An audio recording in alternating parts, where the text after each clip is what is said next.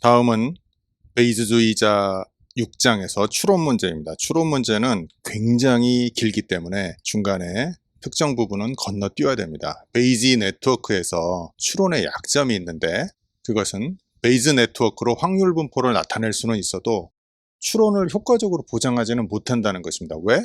왜냐고요? 왜냐하면 베이지안 방정식은 베이즈 방정식은 기본적으로 모든 조건부 경우에 대한 확률표가 있어야 되는데 베이지안 네트워크는 일부의 경우에 대한 연결만 제공합니다. 모든 경우를 커버하지 못합니다. 대책이 뭘까요?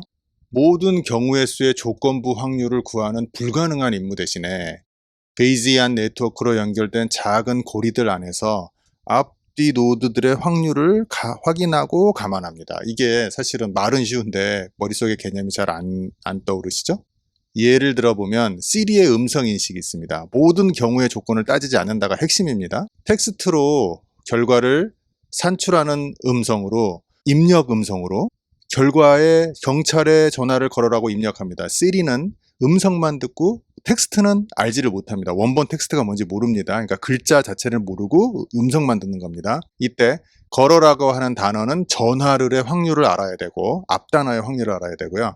전화를은 경찰의 확률을 알아야 됩니다. 이를 위해서 경찰에는 자신의 확률을 뒤에 있는 단어인 전화를에 전달해야 되고 전화를은 자신의 확률을 뒤에 있는 단어인 걸어라에 전달해야 됩니다. 이렇게 앞단어의 확률을 받는 시스템을 만들어내는 것이고요. 이 베이지안 네트워크의 논리라고 하긴 잘 모르겠는데 제가 배운 허깅 페이스 트랜스포머에 의해서는 이 논리를 이용을 하고 있습니다. 베이지안 네트워크의 논리가 다른 곳에 벌써 쓰이고 있다는 거죠. 자, 추론에 대한 결정적인 질문은 나무처럼 보이는 그림에서 여러 가지 네트워크들이 모여 있는 거죠. A의 경우는 B로 가고 B의 경우는 C로 가고 이렇게 나무처럼 두꺼워지는데 줄기가 너무 두꺼워지지도 않으면서 상호 우전성을 다 표시할 수 있는가 하는 문제입니다. 만약에 줄기에 있는 다중 변수가 너무 많은 값을 가지면 너무 많은 경우 수를 가지면 나무는 제어할 수 없을 정도로 커져서 이렇게 됩니다. 어린 왕자에 나오는 바오밤 나무처럼 되죠. 행성을 뒤엎죠. 자, 이렇게 해서 이런 현상이 일어나면 안 되기 때문에 큰 범주의 대답은 뭐냐면 네트워크 가지가 너무 두꺼워질 때 경우의 수가 너무 많아질 때 유일한 선택사항은 근사적 추론을 하는 것입니다. 상당히 많은 데이터 수를 죽이는 것이죠. 0으로 수렴하게 해서 죽이는 것이고요.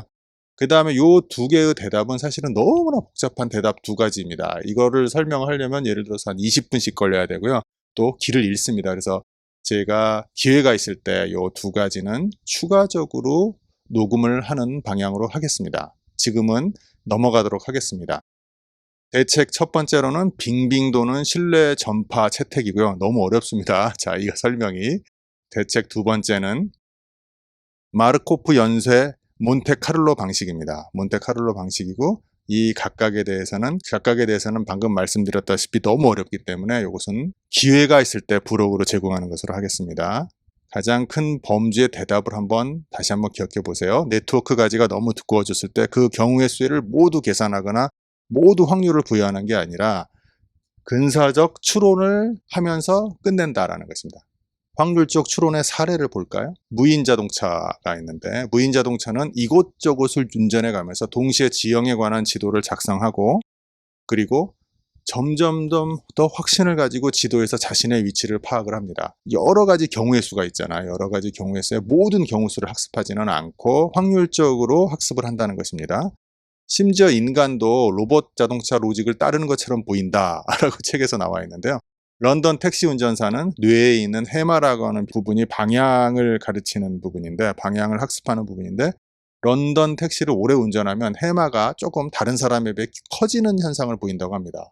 인간도 인공지능처럼 작용한다는 것이죠.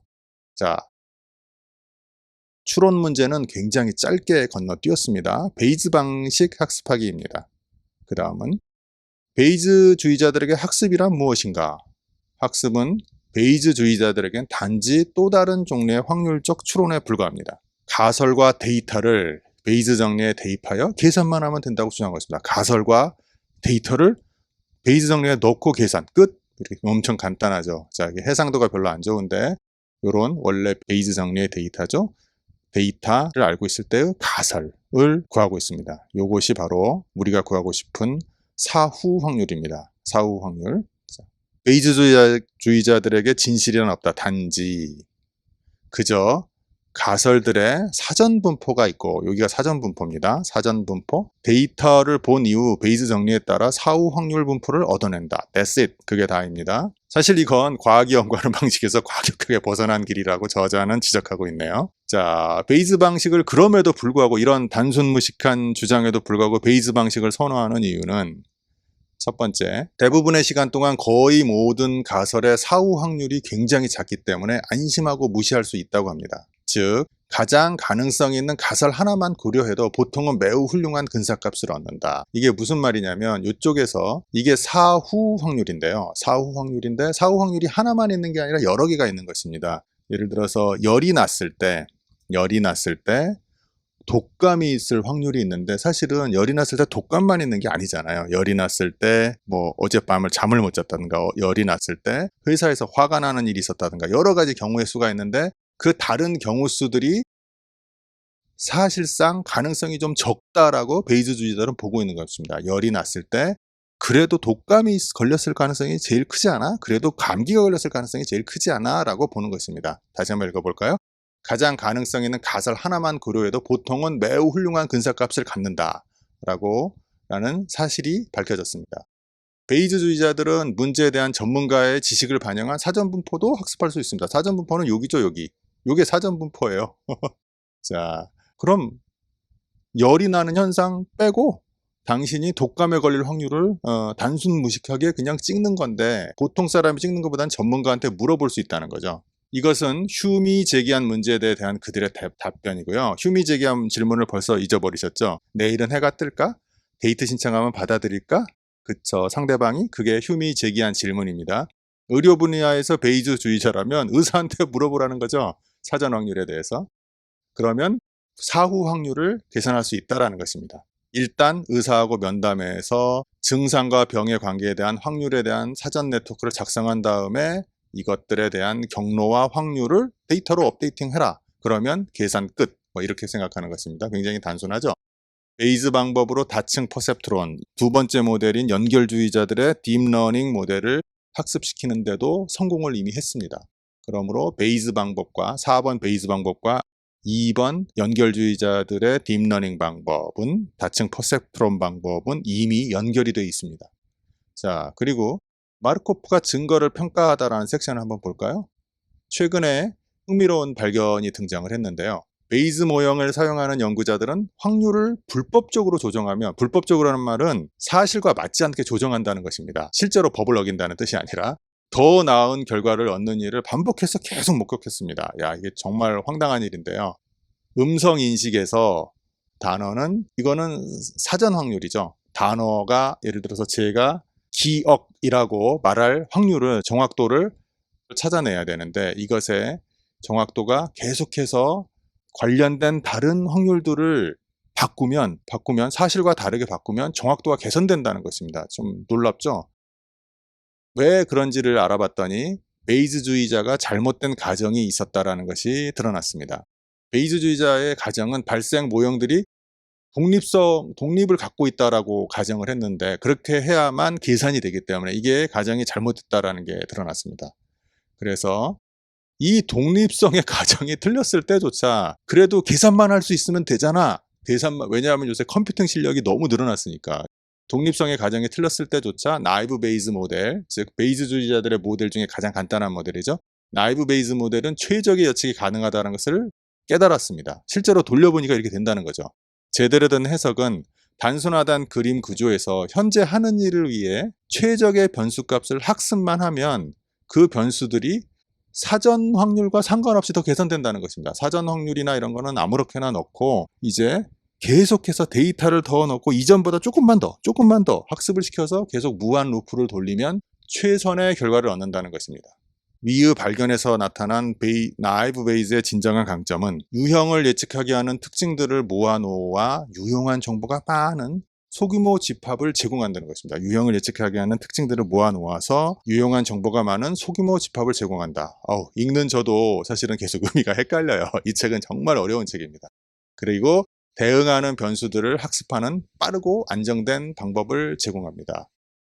결론은 나이브 베이즈는 실제로는 확률이 틀려도, 집어넣는 중간 확률이 틀려도 학습만 제대로 시키면 결국은 굉장히 정확한 결과를 예측해낸다는 것입니다. 그리고 최근 20년 동안 마르코프 네트워크가 나이브 베이즈를 대체하는 현상이 일어났는데요. 여러분 마르코프 네트워크를 또 까먹으셨죠? 자, 이게 뭔지 다시 한번 볼까요? 특징들과 이에 대응하는 가중치가 모인 것으로 이들과 함께 확률 분포를 정의한 것입니다.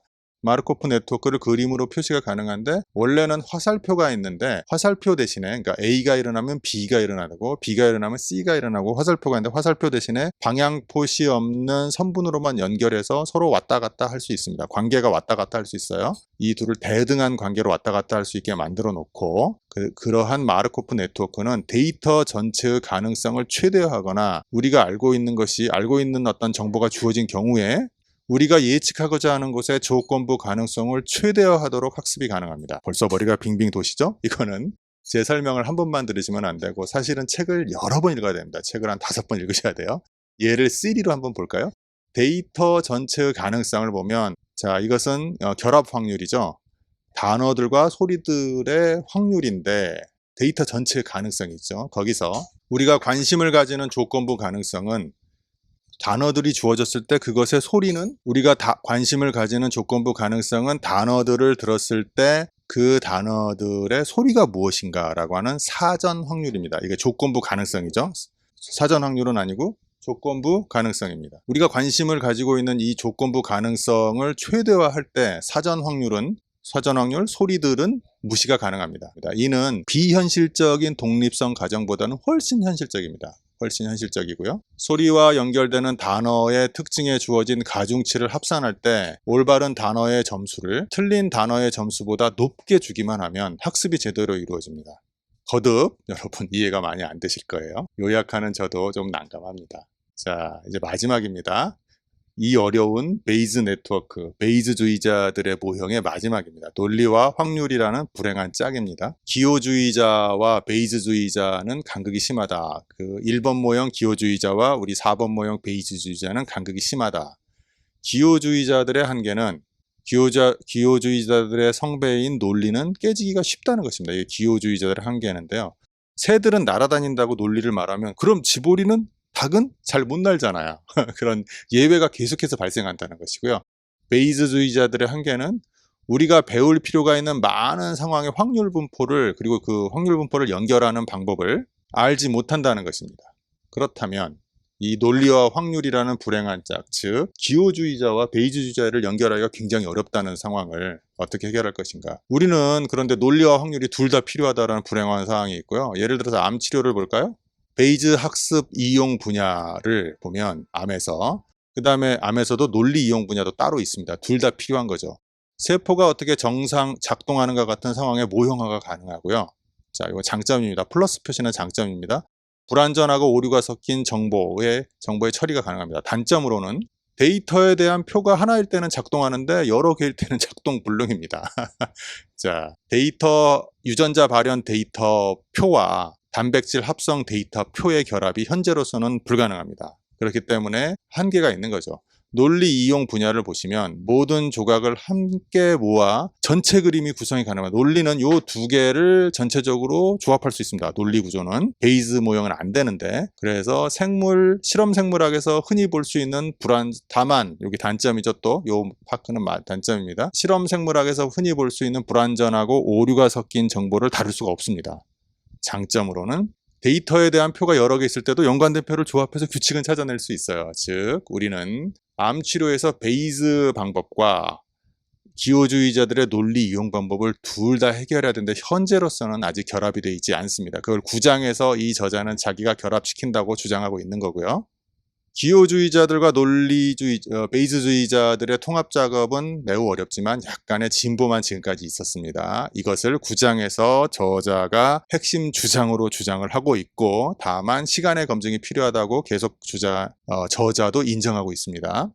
만약에 데이터가 굉장히 적을 때는 어떻게 해석할 것인가? 베이즈주의자들은 여기서도 베이즈주의자들은 한계가 있는데 데이터가 너무나 적으면 학습하기가 너무 힘든 거예요. 예를 들어서 오늘 세상이 만들어졌는데 딱 내일만 있습니다. 딱 내일만 있으면 내일 벌어지는 해가 뜰지 안 뜰지를 업데이팅을 하죠. 그리고 이제 내일 상황에서 모레를 예측합니다. 모레를 예측하고 이 세상에서 날짜가 3일만 있다. 이럴 경우에는 너무나 학습 데이터가 적은 거죠. 그럴 때 어떻게 학습할 것인가? 베이즈주의자들은 한계에 부딪힙니다. 이것을 7장에서 다룹니다. 바로 다음 장에서 다루고요.